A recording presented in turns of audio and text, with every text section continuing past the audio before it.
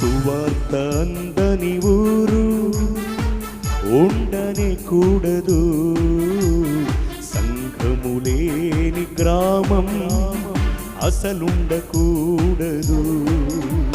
ఇదే ఇదే ఇదే మా లక్ష్యం, ఇదే ఇదే ఇదే మా ఆశయం.